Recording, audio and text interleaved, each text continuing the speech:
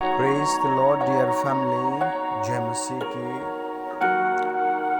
आज की रविवार की प्रार्थना सभा में आप सबका स्वागत है। आज आप दूसरे बहुत से भाई बहनों को प्रार्थना में इनवाइट करें।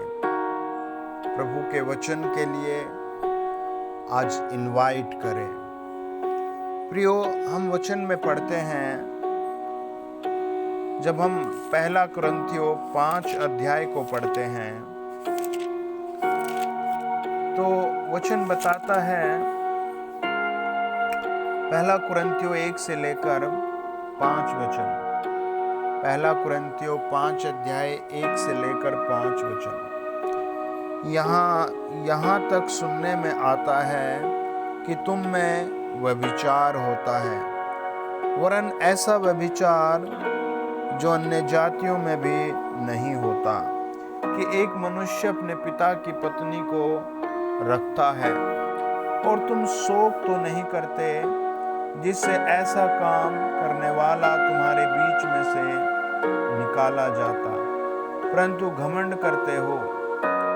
मैं तो शरीर के भाव से दूर था, परंतु आत्मा के भाव से तुम्हारे साथ होकर मानो उपस्थिति की दशा में ऐसे काम करने वालों के विषय में यह आज्ञा दे चुका हूँ, कि जब तुम और मेरी आत्मा हमारे प्रभु यीशु की सामर्थ के साथ इकट्ठे हो, तो ऐसा मनुष्य हमारे प्रभु यीशु के नाम से शरीर के विनाश के लिए शैतान को सौंपा जाए, ताकि उसकी आत्मा प्रभु यीशु के दिन में उद्धार पाए। आइए प्रार्थना करेंगे। सब अपने सरों को झुकाएं, आंखें बंद करें। महामहिम सच्चे प्रभु, आपके लहू के द्वारा हर फैमिली आज ब्लेस की जाए, हर फैमिली आज चंगी की जाए। हम प्रार्थना करते हैं प्रभु, ये समय आपने दिया है, इसी समय प्रभु आपके लाखों स्वर्गदूत उतर कर हर एक जगह पर आशीष से खोलें, हर घर में आशीष से खोलें, हर परिवार में आशीष से खोलें, हर एक व्यक्ति के लिए आशीष से लाइए प्रभु, शांति की आशीष से। हाँ पिता, सच्ची शांति केवल आपके ही पास है, और वो भली शांति जो स्वर्ग की शांति है, वो केवल आप दे सकते हैं। हमारी प्रार्थना बिजनेस ब्लेसिंग दे, बेबी ब्लेसिंग दे, हीलिंग ब्लेसिंग दे, सुरक्षा की ब्लेसिंग दे। प्रभु, आज की प्रार्थना में जितने लोग आपकी वर्शिप करने के लिए जुड़े हैं, वचन सीखने के लिए जुड़े हैं, उन सब पर आज खुदा की आशीष आए। प्रभु का हाथ रखा जाए। दाद, खाज, खुजली, दर्द, टेंशन, डिप्रेशन, हर एक बीमारी तोड़ दी जाए। प्रभु के लहू में ढांपते हैं। पवित्र आत्मा अपने हाथों में लो। हे खुदा के फरिश्तों, प्रभु यीशु के नाम से एक एक गांव में, घर में, परिवार में जाइए। बड़ी बड़ी कंपनी, स्कूल, यूनिवर्सिटी, हॉस्पिटल खोलने की बुद्धि आशीष से दीजिए। बड़े बड़े काम करने की आशीष से दीजिए। यीशु के नाम में सब हील हो जाएं। प्रभु, आपके चरणों में प्रार्थना है, आप अपना मार्गदर्शन भेजिए, अपनी आत्मा भेजिए, अपना राज्य पवित्रता में जोड़िए। यीशु के नाम में शैतानिक काम खत्म हो जाए, शैतानिक काम खत्म हो जाए, शैतानिक काम खत्म हो जाए। हर लड़ाई, झगड़ा, क्लेश आज खत्म हो जाए। प्रभु, तेरे हाथों में सौंपते हैं। खुदा की महिमा हो, पवित्र प्रभु यीशु मसीह की महिमा हो। आमीन, आमीन। तो पहला कुरिन्थियों 5 अध्याय और उसका 1 से 5 वचन में पौलुस के द्वारा पवित्र आत्मा ने वहां के लोगों के विषय में लिखा और बताया कि भाई, तुम जो 10, 20, 50, 100 लोग हो, तुम्हारे बीच में ऐसे भी व्यक्ति हैं जो आपस में ही व्यभिचार करते हैं, और तुम इस बात पर घमंड करते हो। आज आप जिस क्षेत्र में रहते हैं वहाँ मेल मिलाप होता है, लोग इकट्ठे होते हैं, जवान बहनें भाई इकट्ठे होते हैं, बात करते हैं। ये ऐसे ही प्रभु के घर में मिलते थे, बात करते थे, एवरीथिंग वाज गोइंग, है, सब कुछ चल रहा था। लेकिन उनके बीच में ऐसी आत्मा के भी व्यक्ति थे जो हमेशा व्यभिचारिक या व्यभिचार करते थे। और एक आदमी का पाप ऐसे पकड़ा गया कि वो अपनी मदर के साथ ही ऐसे काम करता था।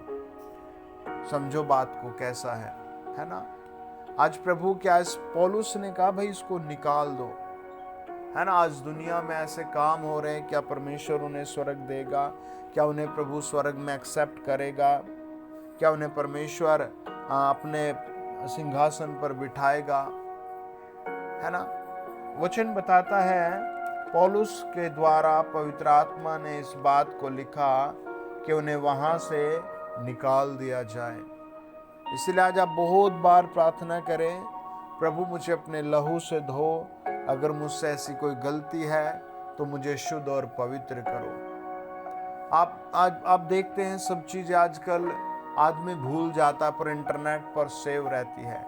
इंटरनेट इट इज ए मनुष्य का बनाया हुआ एक इन्वेंशन है, एक मनुष्य की खोज है जो सारे डाटाज को सेव रखता है, डिलीट नहीं करता, और चंद सेकंडों में दूर तक लिंक्स करता है ना। कोई जर्मनी में बैठा भाई, या फिर अमेरिका में बैठा भाई, या कोई दिल्ली में बैठा भाई, या फिर कोई किसी भी बड़े देश में या छोटे स्थान में बैठकर अपनी बात को कहीं तक भेज सकता है, और वो पहुंच भी जाती है ना। अंदर की लीकेज पहुंच जाती है। इतना आपका दर्द की वो नहीं जाएगा, इतना आपकी समस्याओं का नहीं जाएगा जितना पाप का बखेड़ा होता है ना। छिपा हुआ पाप बहुत बड़ा विकराल रूप लेकर प्रकट होता है। समय रहते लोग बहुत कुछ छिपा लेते हैं, लेकिन समय जाता है तो सारे भांडे फूट जाते हैं, है ना। आप अपने आप को प्रभु के लहू में छिपाइए, और अगर ऐसी किसी गलती में है तो आज रविवार के दिन आप प्रभु से कहें, प्रभु मैं सब कुछ छोड़ रहा हूँ, मुझे हिम्मत दे, मुझे बुद्धि दे, मुझे ताकत दे। हम पढ़ते हैं पहला कुरिन्थियों 15 अध्याय 12 से लेकर 17 वचन। इसीलिए जबकि मसीह का यह प्रचार किया जाता है कि वह मरे हुओं में से जी उठा, तो तुम में से कितने कैसे कहते हैं कि मरे हुओं का पुनरुत्थान है ही नहीं? यदि मरे हुओं का पुनरुत्थान है ही नहीं तो मसीह भी नहीं जी उठा, और यदि मसीह नहीं जी उठा तो हमारा प्रचार करना भी व्यर्थ है और हमारा विश्वास भी व्यर्थ है, वरन हम परमेश्वर के झूठे गवाह ठहरे, क्योंकि हमने परमेश्वर के विषय में यह गवाही दी है कि उसने मसीह को जिला दिया। यद्यपि नहीं जिलाया तो मरे हुए नहीं जी उठते, और यदि मुर्दे नहीं जी उठते तो मसीह भी नहीं जी उठा, और यदि मसीह नहीं जी उठा तो तुम्हारा विश्वास व्यर्थ है और तुम अब तक अपने पापों में फंसे हो। सबसे एस्टैब्लिश्ड बात यह है कि प्रभु यीशु मसीह मुर्दों में से जी उठा है, और सबसे बड़ी एस्टैब्लिश्ड बात यह है कि जितने लोग इस दुनिया में जन्म ले चुके हैं वो भी प्रभु के सामने एक दिन न्याय के लिए खड़े होंगे, है ना। और फिर पाप का और फिर जो धर्मी और अधर्मी दोनों का लेखा खोला जाएगा। हम इस दुनिया में, है ना, कई बार ऐसे विवाद सुनते हैं, कई बार हम अपने आप को घुमा फिरा कर बेस्ट साबित कर देते हैं, है ना। एक बहुत बड़ा जीवन प्रभु ने हमें दिया है। कुछ लोग इसे 5 साल जीते हैं, कुछ लोग 10 साल जीते हैं, कुछ लोग इसे 50 साल जीते हैं, कोई 80 साल, कोई 90 साल, कोई 120 साल, कोई 122 साल, उससे भी ज़्यादा या उससे भी बहुत कम।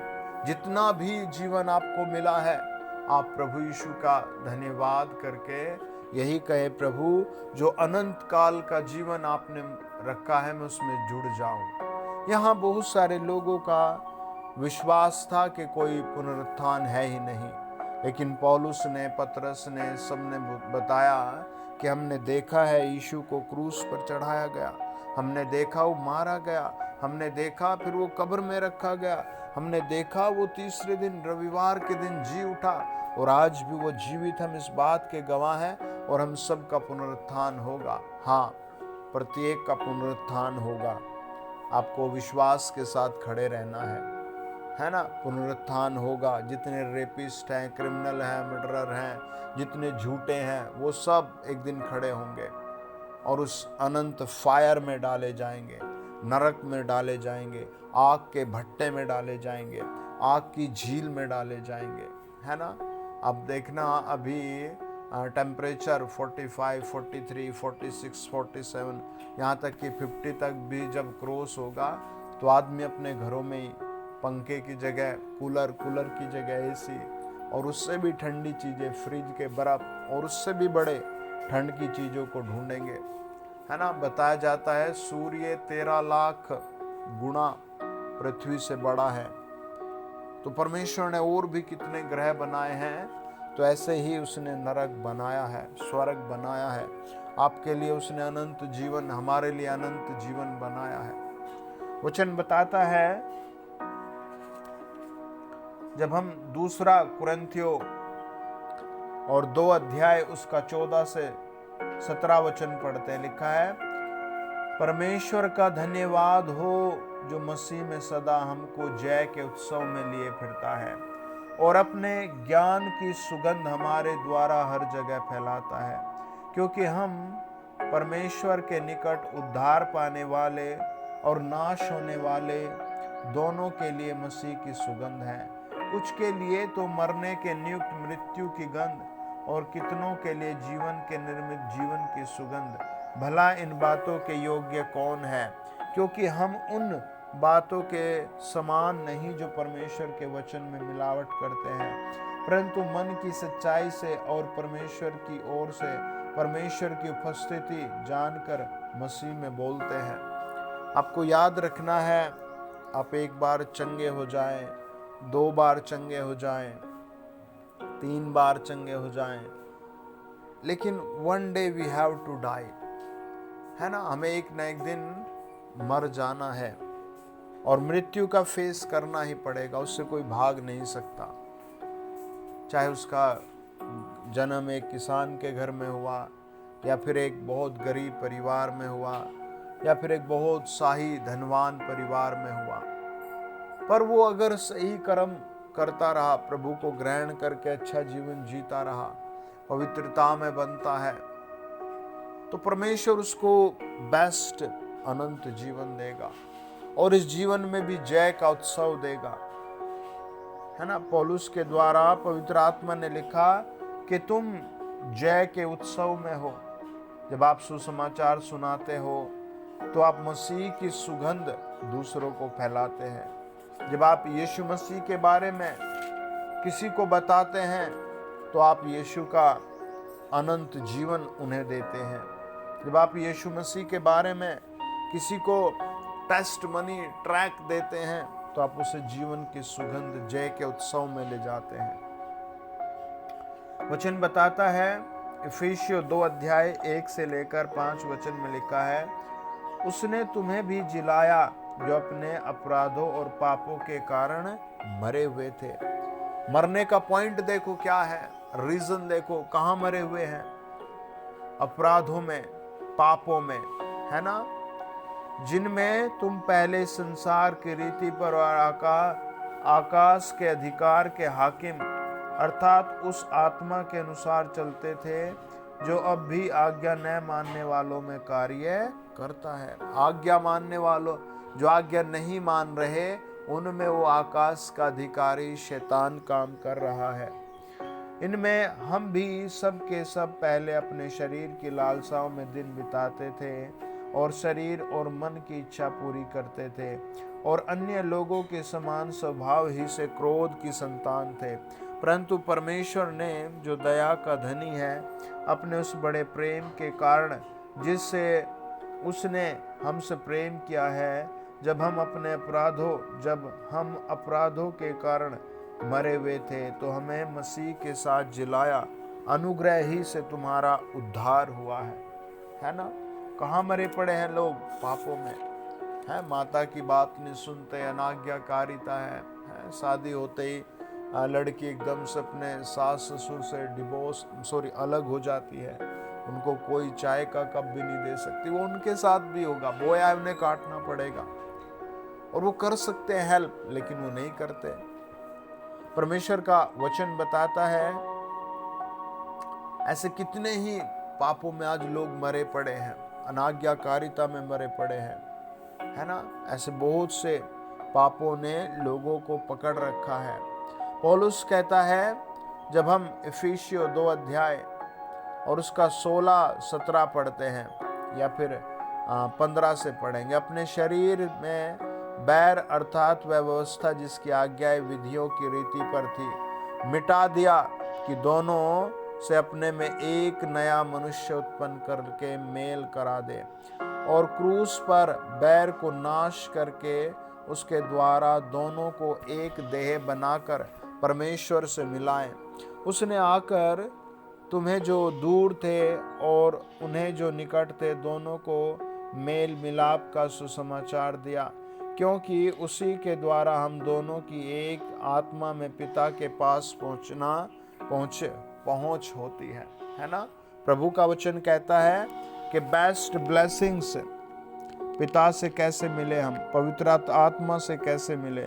यीशु मसीह के क्रूसीकरण से, यीशु मसीह के बलिदान से। आमीन। आइए प्रभु अपने वचन पर आशीष दें, हम प्रभु का धन्यवाद दें। आप आराधना करनी जरूर सीखें, है ना। आप अपने घर में मैट बिछाएं, 20 मिनट आप आराधना करें, गीत गाएं खुदा का, है ना। प्ले स्टोर पर बहुत सारी सॉन्ग बुक हैं, और परमेश्वर का धन्यवाद दें, है ना। गीत आपको आने चाहिए, है ना। भजन 23 आपको याद होना चाहिए हमेशा, भजन 91 आपको याद होना चाहिए हमेशा, है ना। भजन संहिता 110 आपको याद होना चाहिए, है ना। मुक्ति दिलाई यीशु नाम, ऐसे कई सारे भजन आपको बहुत अच्छे याद होने चाहिए। आप सेवा में साझेदारी जरूर करें। जब आप प्रभु के काम के लिए दान देते हैं, निकालते हैं, तो परमेश्वर इस बात पर भी एक बहुत बड़ा गिफ्ट स्वर्ग से खोलता है। वचन पूरे होते हैं, है ना। स्वर्ग के वचन, प्रभु के वचन पूरे होते हैं। आज वो आपके ऊपर एक बड़ी आशीष देगा। सब कहें आमीन। गॉड ब्लेस यू, कॉन्ग्रेचुलेशन, आमीन।